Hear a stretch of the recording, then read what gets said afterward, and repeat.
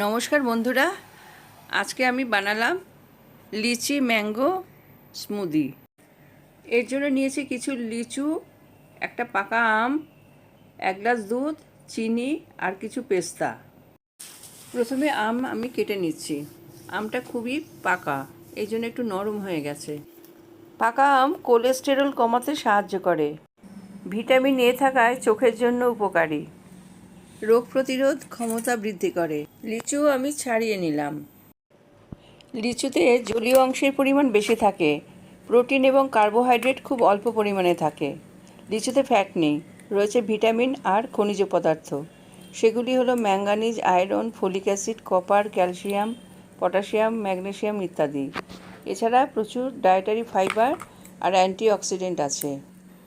আম আর লিচু দিয়ে যে আমি স্মুদি তৈরি করছি, তার সাথে আমি দুধও অ্যাড করছি।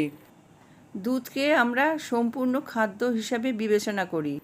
দুধে ক্যালসিয়াম থাকায় হাড় শক্ত হয়। এছাড়া থাকে ভিটামিন এ, ডি, B12 ইত্যাদি। এছাড়া দুধে প্রোটিনও থাকে।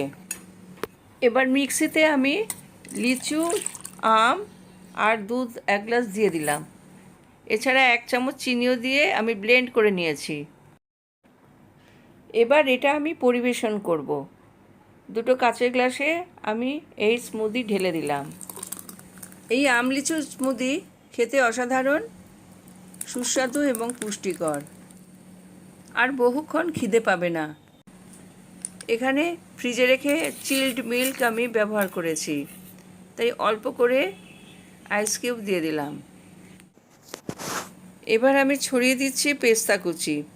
পেস্তাও আমাদের স্বাস্থ্যের পক্ষে খুব ভালো। পেস্তায় থাকে গুড ব্যাকটেরিয়া, এছাড়া HDL বা গুড কোলেস্টেরল।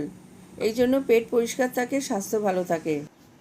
আমার লিচি ম্যাঙ্গো স্মুদি এখন তৈরি হয়ে গেছে, আমি পরিবেশন করছি। আর এটা আপনারাও বাড়িতে বানিয়ে অবশ্যই খাবেন, শরীর স্বাস্থ্য ভালো থাকবে। আরও ভালো ভালো রেসিপি পাওয়ার জন্য আমার চ্যানেলকে সাবস্ক্রাইব করুন, লাইক করুন, শেয়ার করুন।